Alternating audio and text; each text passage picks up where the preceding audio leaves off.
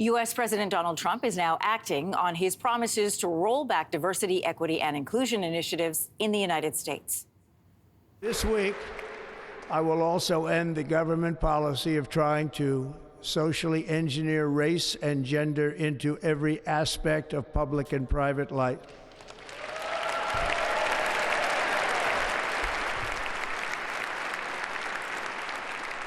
We will forge a society that is colorblind and merit.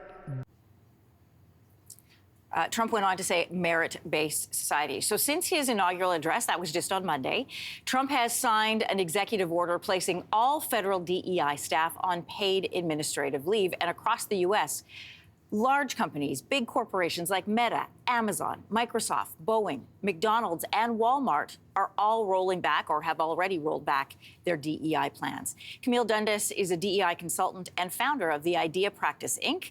She's joining us this morning to talk about what's happening in Canada and if this is the beginning of the end of DEI. She's joining us this morning from Whitby. Welcome. Good morning, Anne-Marie.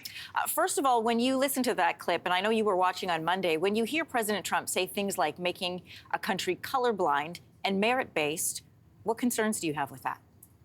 Well, color blindness is a very misguided and unproductive way of looking at things, Anne-Marie, because a colorblind policy tells people that they're not supposed to notice anyone's race. But meanwhile, in the real world, when people in North America see another person, one of the first things the brain registers is race. And so this can actually lead to a lot of discomfort and confusion for people because you're telling them not to notice something that they absolutely can't help but notice. So why are we pretending that race doesn't impact how we perceive people? Instead, why can't we accept that, yes, okay, we all have some racial biases. We all succumb to stereotypes every now and then. So let's learn together how to mitigate our biases and how to remove them from important decision-making processes like who we hire. But you know what, Anne-Marie?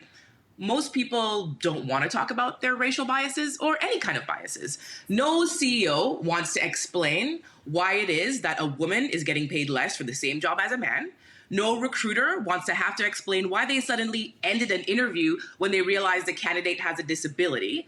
No one wants to have to explain these things. They want to just be able to hire whoever makes them comfortable, whoever will ruffle the least feathers. And that person is certainly not always the person with the most merit for the job, which is why this idea of meritocracy is a complete farce.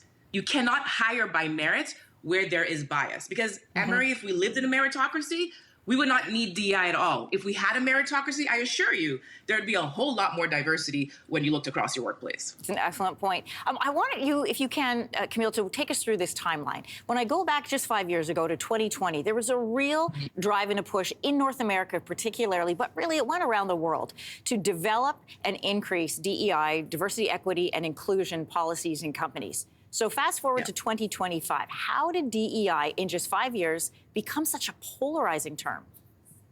DEI has been around for decades, Anne-Marie, but it's really in the last 5 years have people in advantaged positions really been confronted with their discriminatory behavior.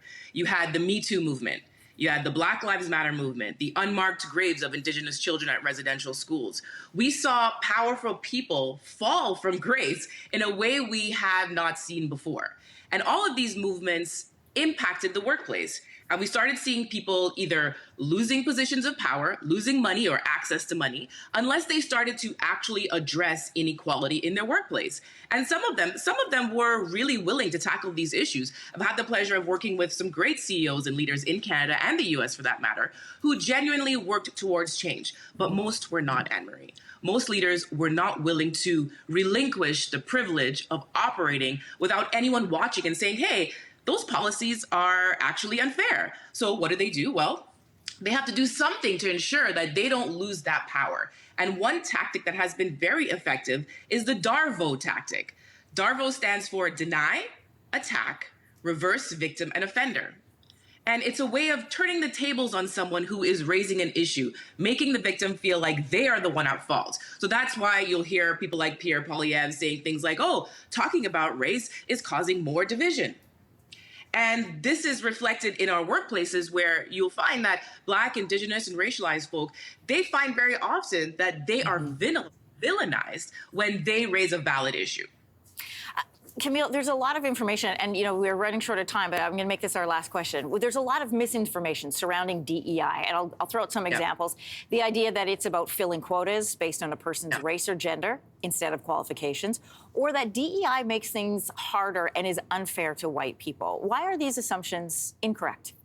They're incorrect because the data simply does not support them. Look, in 2021, at the height of the Black Lives Matter movement, 75% of chief diversity officers were white. If DEI is anti-white, we'd be seeing swarms of racialized employees being advanced and promoted at significantly higher rates than their white counterparts. That's not what we're seeing. Right here in Canada, right now, the Public Service of Canada is facing a class action lawsuit from 40,000 Black Canadians for decades of allegations of racism in the workplace. So it doesn't, I keep hearing people say DEI is about giving racialized people jobs that they didn't earn or that they're not qualified for. Anne-Marie, I'll ask you, and I'm asking everyone who's watching today, I want you to think back to every job you've had. Name one time you've seen someone who was hired only because of their race and had zero qualifications for the job.